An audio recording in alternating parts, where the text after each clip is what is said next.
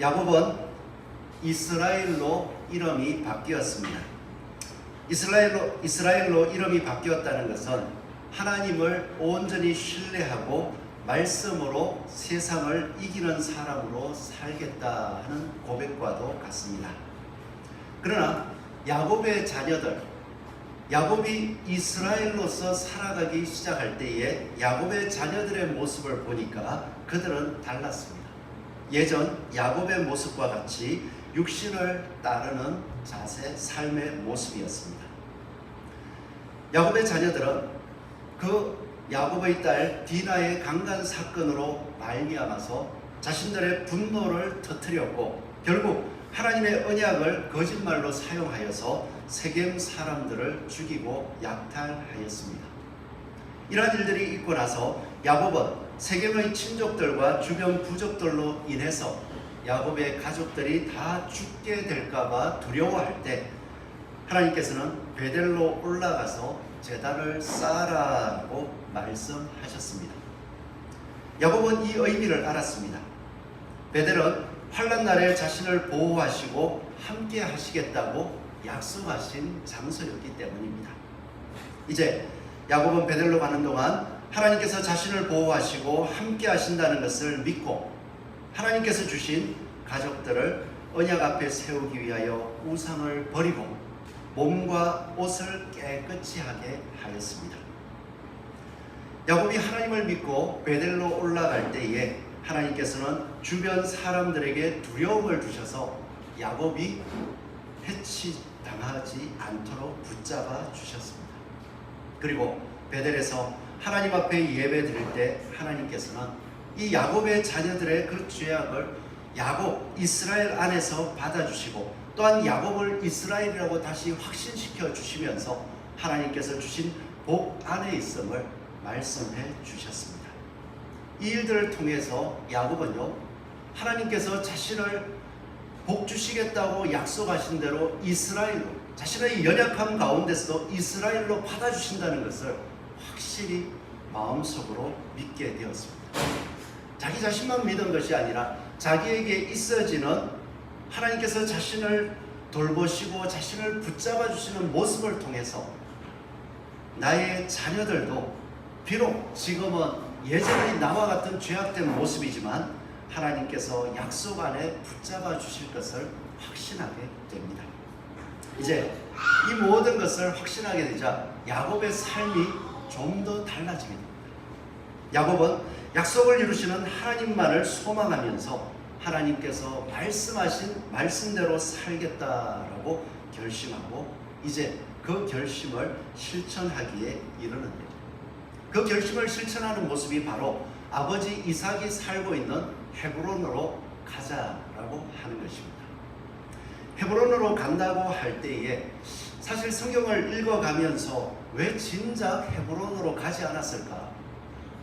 하나님이 약속하신 땅 가나안으로 돌아왔을 때면 당연히 자리를 잡고 평안히 살아가고 그리고 그 속에 보호받고 살 수 있는 아버지 이삭에게로 나아가는 것이 당연했을 건데 왜 가나안으로 돌아와서 바로 돌아가지 않고 자신의 몸을 돌본다는 이유로 숫곳에 머물렀다가 또 하나님을 예배하는 가운데에 세겜에서 땅을 사서 그곳에 머무르고 있었을까? 그런 생각들을 해보게 됩니다. 그럴 때면 오늘 우리가 말씀을 읽는 가운데에서 야곱이 온전히 여호와를 신뢰했을 때에 아버지 이삭이 살고 있는 헤브론으로 갈 수 있었다 하는 것을 깨닫게 되는데요. 이 야곱의 삶, 하나님께서 나를 이스라엘이라 불러주시고 약속하신 대로 나를 지금까지 붙잡아 주셨으며 앞으로 나에게 이루어지지 않는 약속 또한 하나님께서 이루어 주신다는 것을 확신하게 됩니다.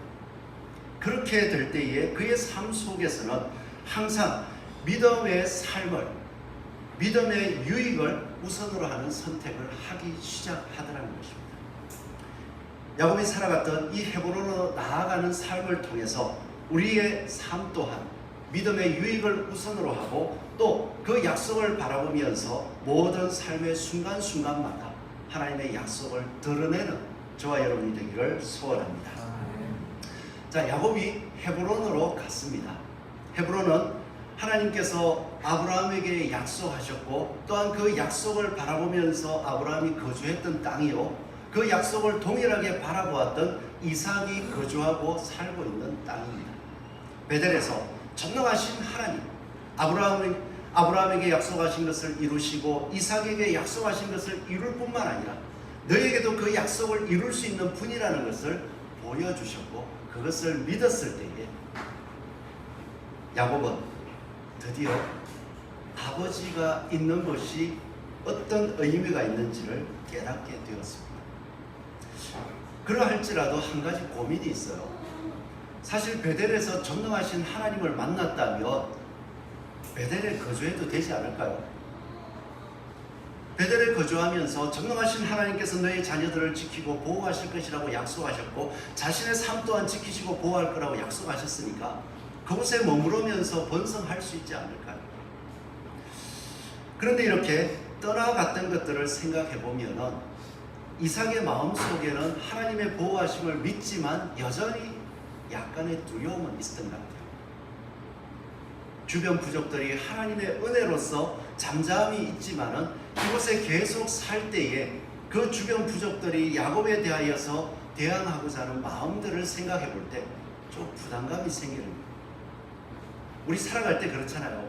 혹시 하나님께서 내가 하나님 이러한 문제가 고민이 됩니다, 하나님 도와주십시오 라고 기도를 했는데 하나님께서 도와주셔서 그 상황 속에서 잘 이기고 있었습니다.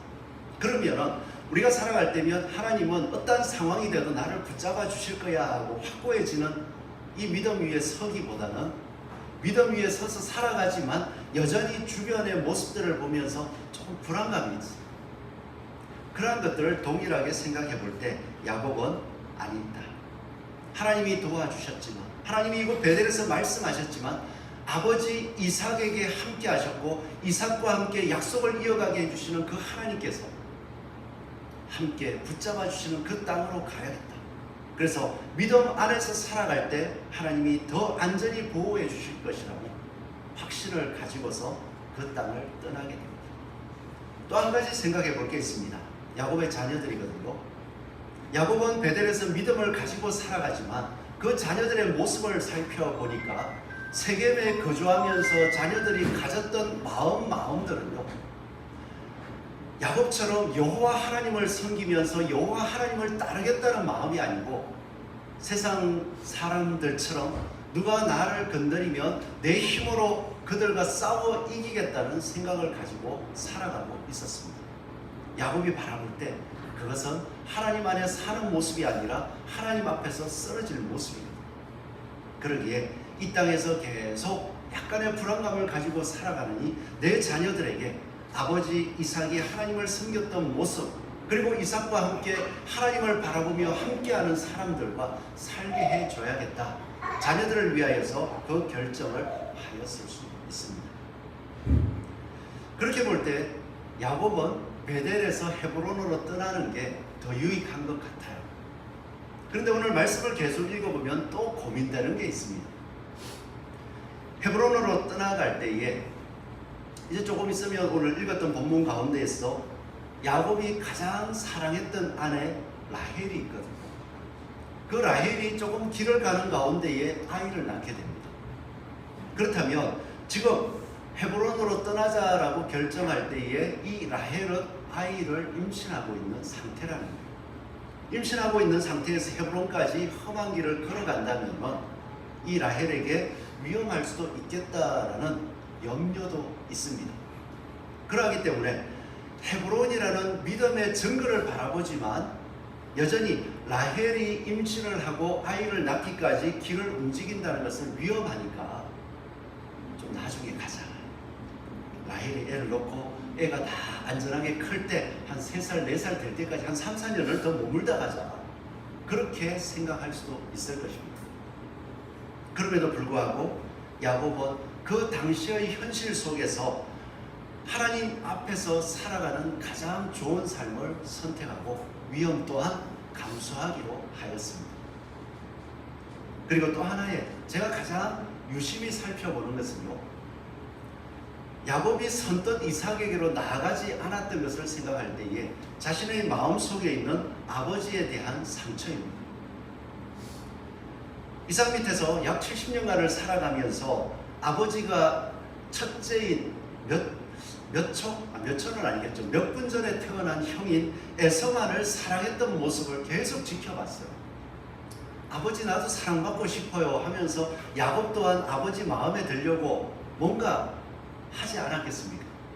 그럼에도 불구하고 아버지는 야곱 이쁘다 이쁘다 해주는 게 아니라 항상 에서만을 바라보면서 에서를 이쁘다고 하고 에서를 또한 더 사랑하면서 그에게 장자권까지 장자의 축복까지 해주려고 했던 모습을 바라볼 때면 옆에서 자기도 사랑받고 싶고 자기도 장자의 그 축복을 받고 싶은데 쳐다봐 주지 않는 아버지의 모습을 볼 때 마음에 상처가 안 되었을까요? 믿음의 가정 속에서 산다고 하지만 아버지가 자기 자신을 바라봐 주지 않는 그런 모습을 볼 때 아픔으로 남아있지 않겠습니까?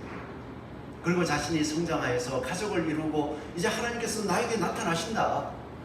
나도 하나님과 함께 할 수 있다. 그러한 확신이 있을 때면, 자신감이 있을 때면 굳이 아버지에게로 갈 필요가 있을까요? 아버지에게 받은 상처를 생각하니까 또 가면은 어떻게 될지 모르겠어. 내 상처가 솟아올라와서 아버지의 관계가 안 좋아질 수도 있고 또한 아버지의 모습 속에서 여전히 마음속에 그러한 아픔이 가시와 같이 작용할 수 있지 않을까? 그런 두려움이 있었을 것 같아요. 그럼에도 불구하고 이 야곱은 하나님께서 자신에게 약속해 주신 약속의 말씀을 확신하고 그 확신을 이루기 위하여서 전진하는 삶을 선택하더라는 것입니다. 이것이 야곱의 믿음의 완성이었습니다. 오늘 우리가 살아가는 삶 속에서도 하나님께서 우리에게 약속해 주신 것을 믿고 그것을 믿지만 내 삶 속에서는 이렇게 해도 좋을 것 같고 저렇게 해도 좋을 것 같고 또 이렇게 하면 나한테 더 유익이 있을 것 같고 또 다르게 행동하면 나에게 유익은 없을 것 같은데 그 믿음으로 사는 건 더 좋을 것 같고 이런저런 고민들이 생길 때에 우리는 어떤 선택을 해가고 있습니까? 하루하루 살아가면서 우리에게 일어나는 일들을 바라볼 때마다 날마다 매 순간마다 내가 유익하면 내가 이익을 얻으면 되지 그것들을 따라 선택합니까? 아니면 그 순간도 이러한 일들이 있는데 하나님께서는 이러한 약속을 나에게 주셨고 그 약속을 이루기 위해서는 이것이 더 올바른 모습이야. 그렇게 하나님의 약속을 이루기 위해서 선택하고 때로는 내 자신의 유익을 포기하기도 하십니다. 야곱은 참으로 믿음을 따라서 자신의 유익을 포기하는 삶, 하나님의 말씀을 따라서 자신의 상처를 내어놓는 삶을 선택해 나아갔습니다. 이제 아버지 이삭이 거한 하나님께서 약속하신 그 땅에 그 믿음을 가지고 살아가는 아버지에게로 나아갈 때 진짜 나아가 보니까 문제가 생기더라고요. 오늘 읽었던 16절 말씀을 보면 함께 한번 읽어볼까요? 16절과 17절, 18절까지 한번 읽어보겠습니다.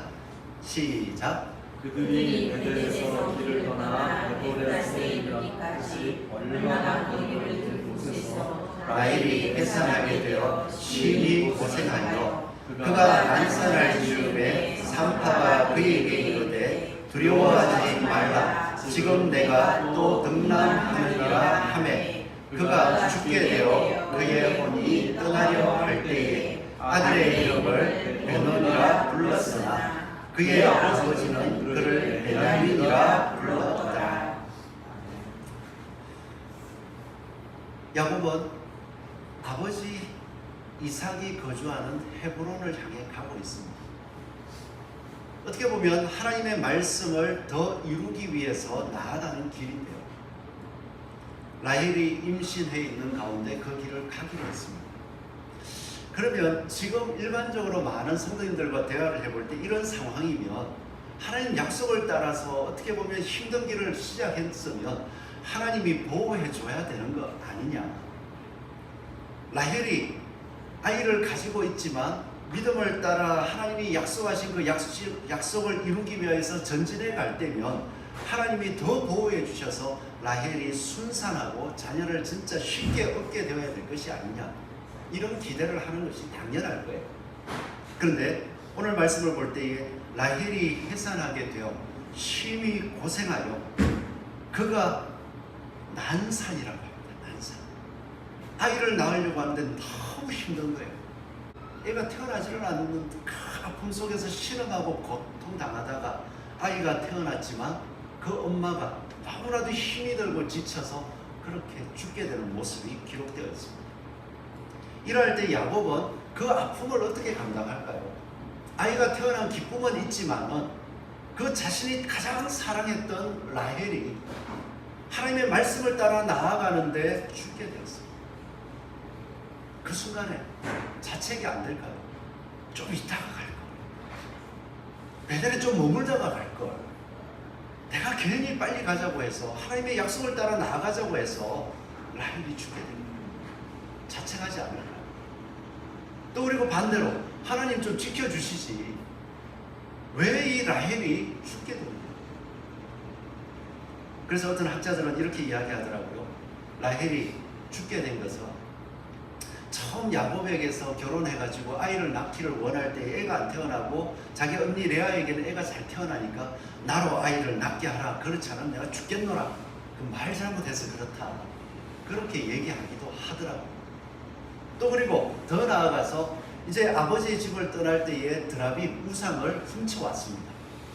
그리고는 아버지가 이 쫓아와가지고는 내 우상을 훔쳐갔느냐 하고 야곱에게 막 따질 때에 나는 절대 그러지 않았다. 만약에 누구에게서 발견되든지 그는 죽을 것이다. 그리고 우리는 종이 되겠다. 그렇게 얘기했는데 결국 안 들키긴 했어요. 그러나 그 야곱이 한 그 말 때문에 이 라헬이 죽었다, 그렇게 이야기도 하더라고요. 저는 그럴 수 있겠다라고도 생각하지만 오늘 이 삶들을 바라볼 때면 야곱이 길을 걸어가고 하나님의 말씀을 쫓아 약속을 이루기 위해서 전진해 갈 때에 레아의 몸과 마음이 지쳐 있었다라고 생각을 합니다.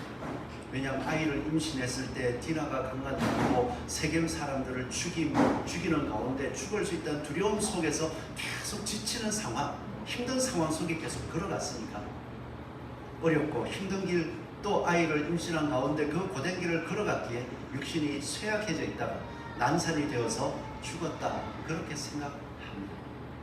굳이 라헬이 어떤 죄 때문에 죽었다, 어떤 죄 때문에 죽었다, 이것보다도 믿음의 길을 걸어가다가 그 믿음의 길 안에서 죽게 됩니다. 이때에 이 라헬은 자기의 아픔에 집중하더라고요.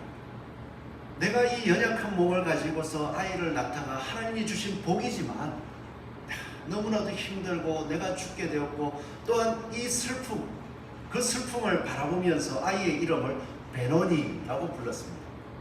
베노니가 무슨 뜻이었습니까? 네, 슬픔의 아들. 애가 태어났는데 아이야, 너는 너무나도 슬프구나, 너의 삶은 슬픔이다, 애 이름을 그렇게 지어준 거예요. 그게 당연하겠죠. 만약에 라헬의 마음처럼 또 야곱이 하나님 왜 안 지켜줬습니까? 하나님, 차라리 제가 말씀대로 이 믿음을 바라보면서 약속을 바라보면서 이렇게 바로 떠나지 않고 베델에 머물렀다면 이런 일이 안 생겼을 수 있을 건데, 자책하면서 라헬하고 똑같이 생각할 수 있어요. 너는 베노니야. 맞아 베노니야. 라헬이 지어놓은 것처럼 너는 베노니라 지어놓고 그 애를 쳐다볼 때마다 베노니야 하면 누가 생각이 날까요? 라헬이 생각나고 베노니야 할 때마다 베델에 좀 있다 올걸 후회하는 모습을 계속 가졌을 거예요. 그런데 야곱은 그러지 않았습니다. 전능하신 하나님 여호와를 바라보기에 그 여호와께서 믿음의 길을 걸어갈 때에 하나님이 부르실 때가 되어서 라헬을 부르셨다는 것을 믿고 하나님이 주신 그 자녀의 이름을 슬픔의 아들이 아니라 베냐민이라, 전능하신 하나님께서 나의 자녀들을 축복하신다고 말씀하셨으니 그 자녀들을 통하여서 하나님께서 그 왕들이 태어나고 그 자녀들이 번성하겠다고 약속해 주셨으니 이 자녀는 지금 비록 슬픔 가운데 태어나지만 이 자녀는 베냐민이다. 슬픔의 아이가 아니라 오른손의 아들, 하나님의 오른손으로 붙잡아 주시는 아들이다, 믿음으로 고백하더라는 것입니다. 과정 속에서 어려움이 있을 때 기도하게 하셨고, 그 기도하는 가운데 하나님이 도와주시고 인도해 주심이 바로 이런 거구나, 이것을 깨닫게 해주시니까 요 다음 삶에도 어떻게 할까요? 하나님께서 붙잡아 주신다. 내 삶 속에 비록 어려움이 있을지 모르지만 하나님을 붙잡고 의지하고 그 삶 속에서 야곱처럼 내가 무너졌구나, 슬픔의 아이라고 바라보지 아니하고 하나님의 약속을 바라보면서 고난 속에서 내 환경을 바라보지 아니하고 하나님의 약속이 이루어진다는 것을 바라보면서 오른손의 아이, 하나님께서 나를 약속대로 붙잡아 주시고 나를 인도해 주실 것을 믿고 나아갈 때에 하나님은 그 믿음을 기뻐 받으신다는 것입니다.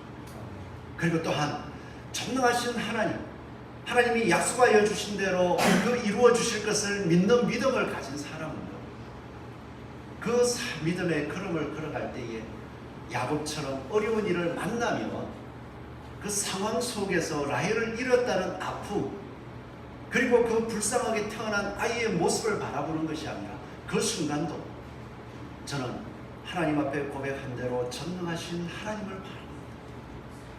그 고백을 드리더라고요. 오늘 저와 여러분들의 삶 속에 어려운 일들이 곧잘 있는 걸로 알고 있습니다. 곧잘이 아니라 한 곱이 넘기니 또 한 곱이 된 줄 알았더니 또 한 곱이, 그런 일들이 굽이굽이 쳐서 이 하나님 말씀대로 되겠나, 하나님 말씀을 아무리 봐도 전능하시지 않은 것 같아요. 야곱도 예전에는 그랬습니다. 그렇지만 삶을 다 겪어오고 그 겪음 속에서 하나님을 보니까 하나님이 하시는구나, 고난이 와도 하나님이 하신다, 하나님 말씀을 붙잡고 그 말씀의 소망으로 이겨내다. 오늘 일어나는 일들 속에서 말씀보다도 상황 속에 지금 절망해 있지 않습니까? 하나님께서 전능하신 하나님이라 내가 너희들 자녀들을 바라볼 때에 너무나도 죄악된 모습 속에 있는 것 같지만 내가 그들을 붙잡고 그들을 통하여 왕들이 내 허리에서, 총애가 내 허리에서 나오게 해주겠다, 그 말씀을 잊지 않으니까 그 고난 속에서 하나님이 말씀이다 고백하게 되더라고요. 이 고백의 삶을 살아가는 저와 여러분이 되기를 소원합니다. 또 야곱은 그 아픔을 가슴에 묻고 라헬을 그 땅에 묻어놓고 길을 떠났습니다.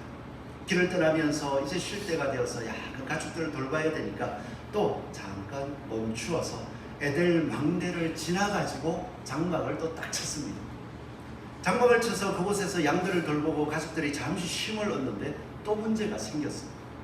어떤 문제냐 하니까 22절 말씀을 한번 읽어볼까요? 22절 시작. 이스라엘이 그 땅에 거주할 때 르벤이 가서 그 아버지의 첫 비라와 동침하매 이스라엘이 이를 들었더라. 야곱의 아들은 12이라. 이렇게 말씀했죠. 이게 우리가 그냥 단순하게 읽지만 충격적인 사건이거든요. 야곱에게는 4명의 아내가 있었습니다. 2명은 정실 부인이었고 2명은 첩이라고 할 수 있습니다. 그 첩이라고 하는 것은 라헬이 정실 부인으로 결혼을 해올 때에 그 시종으로서 이 비라를 데리고 왔습니다. 그렇게 데리고 온 가운데에 자기의 자녀가 태어나지 않으니까 야곱에게 자신의 여종을 줘서 자녀를 낳게 했었고요. 그래서 이 비라는 라헬의 종이기도 했지만 야곱의 아내이기도 했습니다. 그리고 아이들을 낳았어요. 그렇다는 얘기는 아버지의 아내이기도 한데 형제들, 자신의 형제들의 어머니이기도 한 겁니다. 그럼에도 불구하고 이 비라와 동침하였다, 이 이야기는 단순하게 정욕, 음욕이 불타올라서 그렇게 했다라고 생각할 수도 있지만 야곱이 마음에 안 드는 거예요. 야곱이 아버지로서 하는 행동이 마음에 안 들어요. 왜냐하면 아버지의 모습을 보니까 너무 약해. 그 세겜에서 사건이 일어났을 때면 아버지가 자신들의 가족들을 책임지고 그 디나의 아픔을 가슴에 안고 가가지고 세겜과 싸우든지 당당함을 뭔가 드러내면서 남자 같은 모습을 딱 보여줘야 되는데, 그래야 뭔가 믿음직할 것인데 하는 모습이, 그 소식을 듣고도 조용히 있다가 또 아들들이 하는 모습을 보고 잘했다 칭찬하는 게 아니라 도리어 야단을 치면서 베델로 가자. 하나님 예배하자. 그리고 예배하고 나서도 혹시나 또 모르니까 아버지의 집으로 가자. 그리고 가는 가운데에 그 어머니 라헬이 죽게 되고 그런 모습들을 볼 때마다 야곱이 남자답지 않아요. 믿음의 모습 속에서는 대단히 남자다운 모습인데 인간적인 눈으로 볼 때는 남자답지가 않아요. 그러니까 그곳에 거주하면서 욕심이 납니까? 내가 아버지의 첫 비라와 동침해서 내가 이제는 이 가정의 족장이 되겠다. 그것을 과시해버렸습니다. 이렇게 할 때에 야곱은 또 어떻게 해야 될까요? 이러한 상황들을 우리의 모습으로 한번 생각해보자. 우리가 믿음 안에서 믿음의 약속을 가지고 누리고 살아가는 것들을 어느 누군가가 빼앗아가려고 한다면, 그 자리를 빼앗아가려고 한다면 그 모습을 볼 때에 미워하지 않겠습니까? 누군가 내 교회 안에서 직분을 가졌습니다. 지금 우리가 안수 집사님이 되고 권사님이 되어서 그 직분을 가지고서 믿음을 따라 살아가는데, 어떻게 보면 교회 온 지 얼마 안 돼가지고 이제 막 뜨겁게 열심을 가지고는 나도 권사 되고 싶다 이러면서 막 와가지고는 자기 지금 하는 열심을 보고 다른 권사님들이 그걸 다 거쳐가 믿음을 지키는 건 생각도 안 하고, 권사님 나보다 못하네, 그러고서 무슨 권사야, 차라리 내가 권사할게, 막 그렇게 와서 이야기하면 여러분 기분이 어떠실까요? 어떠실 것 같아요? 그 사람이 요번 주에 와서 막 그러고 갔어요. 그리고 다음 주에 또 왔어요. 볼 때 어떤 마음이겠습니까? 보기 싫겠죠. 한 번 더 하면 내가 가만두지 않으리라 작정을 하실 수 있겠죠. 우리가 작은 직분을 가지고도 그런 마음이 들 수 있는데, 야곱이 아버지로서 이스라엘이라는 믿음을 가지고 살아가는데 그 장자된 르벤이 그거 못마땅해가지고 내가 족장이 되겠다고 달려들 때에 그 모습을 보고 뭐라 하겠습니까? 근데 이상합니다. 야곱은 또 참습니다. 야곱이 참는 모습을 볼 때 야곱의 믿음 안에서 생각해보면 두 가지를 바라볼 수 있어요. 야곱은 여전히 내 허리에서 하나님께서 약속하신 그 왕들이 태어나요. 그것을 말씀해 주셨기 때문에 여전히 자신의 자녀들이 죄악된 가운데서 육신의 욕심을 쫓아 살아가는 것을 알고 있습니다. 그렇지만 그러한 자녀일지라도 하나님께서 변화시켜 주실 것, 왜 자기를 변화시켜 주셨습니까? 나를 변화시켜 주셨기에 하나님께서 이 자녀도 약속하신 대로 하나님이 만지셔서 변화시켜 주실 것이라는 것을 믿고 있기 때문에 그 아픔을 사귈 수 있었어요. 그리고 또 한 가지는요, 하나님께서 장자를 자기가 취하려고 한다고 해서 장자가 되는 것, 그게 아니라는 것을 알기 때문입니다. 야곱은 에서와 장자권을 놓고 싸웠잖아요. 속이고 빼앗았잖아요. 그런데 자기가 생각했던 장자권을 속이고 빼앗아 보니까 진짜 하나님이 주시는 장자는 그게 아니더라는 거예요. 그냥 첫째가 되는 것, 그거 아무것도 아니에요. 이삭의 재산을 다 이어받는 게 장자다 아니었습니다. 장자는 여호와 하나님의 약속을 만나는 사람이었습니다. 여호와 하나님의 약속을 만나고 그 하나님의 약속 안에서 하나님의 보호를 경험하고 그 보호 안에서 하나님을 신뢰하는 믿음이 점점 더 확고해져가고 하나님께서는 이러한 삶을 기뻐하신다는 것을 깨닫고 그 믿음 안에 서는 사람이 하나님의 장자구나 하는 것을 자기가 깨닫고 있으니까 그러한 장자권을 빼앗으려 할 때도 참을 수 있는, 여러분들이 가지고 있는 예수 그리스도 안에서 하나님의 아들이 되었다는 것, 하나님의 자녀가 되었다는 것, 그 어느 누구도 빼앗을 수 없습니다. 연약해 보이는 모습 그 속에서도 여호와 하나님의 약속을 붙잡고 나아가면 부족해 보이는 모습일지 모르지만 하나님께서 그 사람을 반드시 지키십니다. 그렇기 때문에 우리 삶 속에서 주변 사람들을 바라보지 마시고, 아니 도전이 되는 건 바라보셔야 돼요. 야, 저번에 저 믿음은 참 보기 좋다 하는 거는 따라 하려고 해야 되죠. 그러나 반대로 보기 안 좋다 하는 걸 따라 하시면 안 돼요. 나는 저렇게 하지 말아야지 하면서 믿음을 키워가셔야죠. 근데 더 중요한 것은요, 외적으로 보이는 저 사람은 이러한 모습을 가졌고 이러한 삶을 살고 그런 거 바라보지 마시라는 거예요. 뭐를 바라봐야 됩니까? 하나님이 나를 사랑하신다.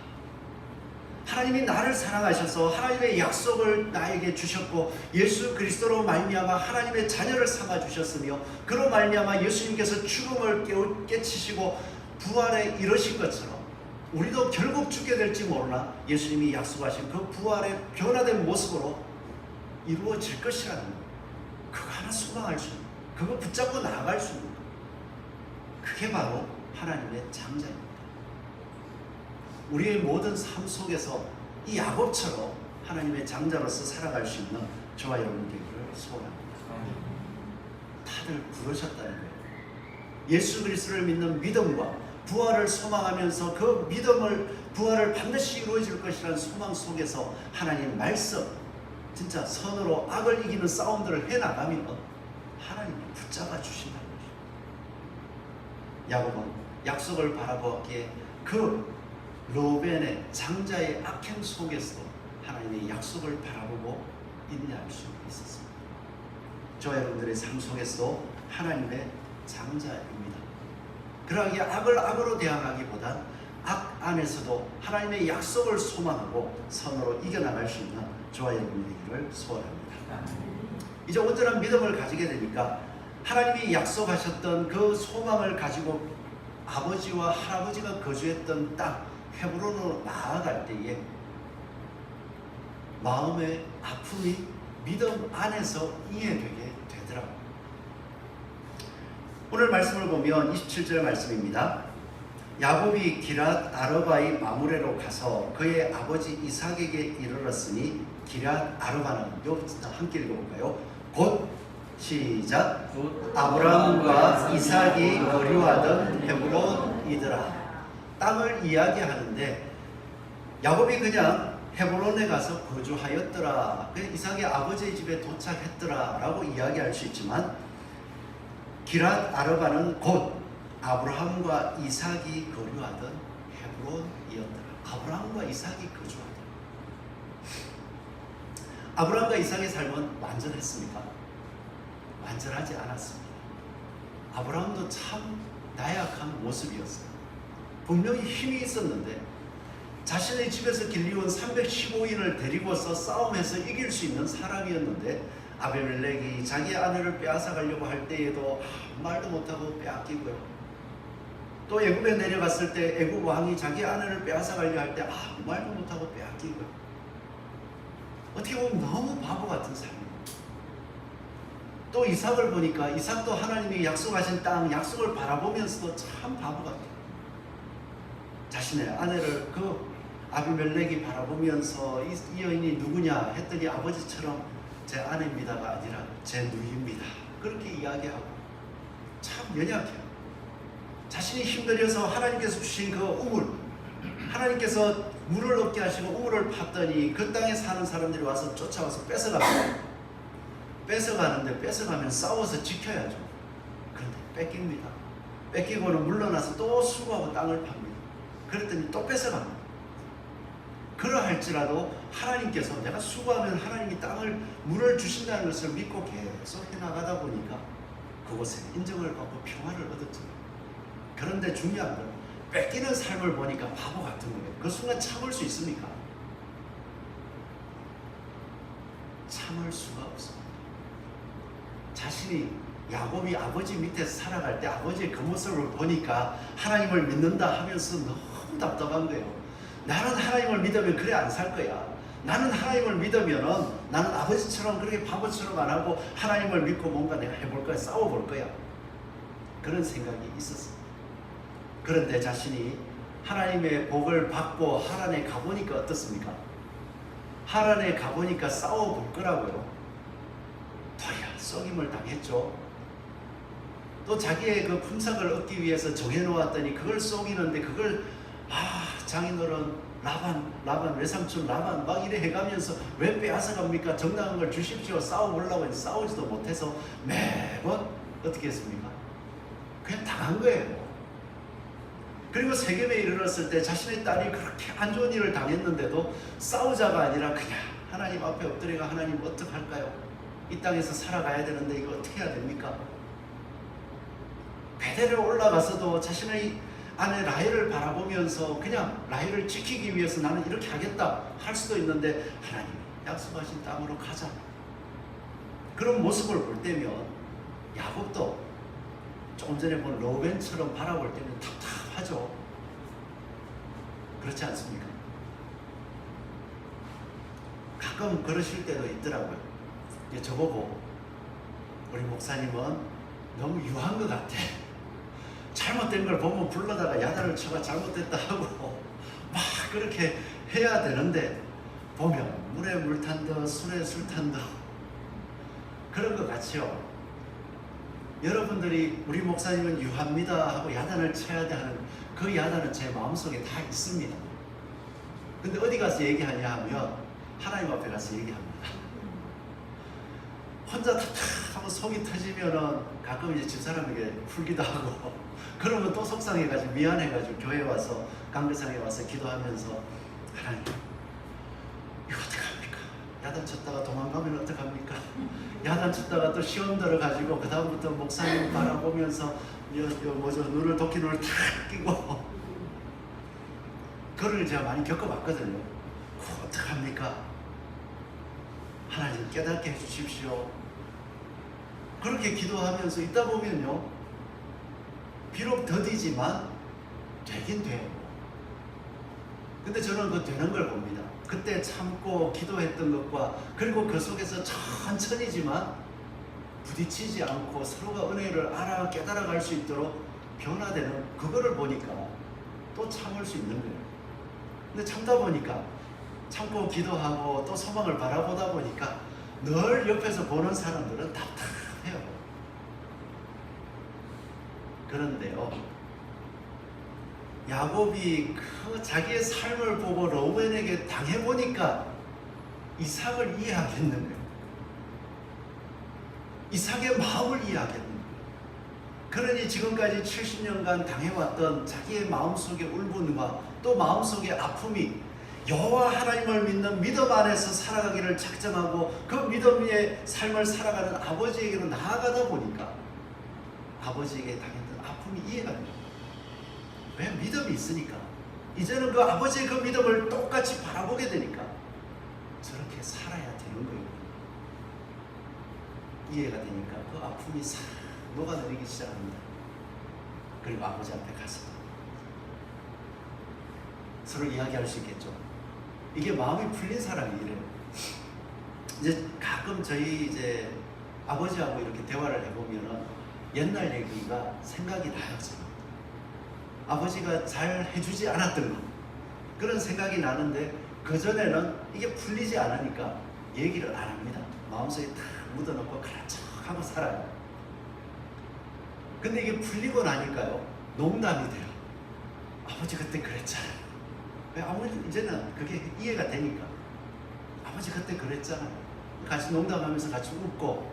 지금 안 그러시니까. 그리고 저도 그걸 털어놓고 또 아버지를 더 잘 대해줄 수 있고 그렇게 변하더라고요. 그러게 우리는 믿음으로 살아가는 것, 그것이 바로 참된 회복의 길이요 참된 치유의 길인 걸 믿으시기 바랍니다. 그래서 야곱이 살았던 거, 우리가 성경을 읽을 때 야곱이 참 바보 같을 거예요. 그러나 그렇게 바보같이 살아갈 수 있는 저와 여러분 되기를 바랍니다. 뭐 때문에요? 하나님의 약속이라니까. 전능하신 하나님께서 그 바보 같은 야곱을, 전능하신 하나님께서 그 연약한 이삭을 붙잡아 주셔서 그들을 통하여 예수 그리스도가 오기까지 보호해 주셨잖아요.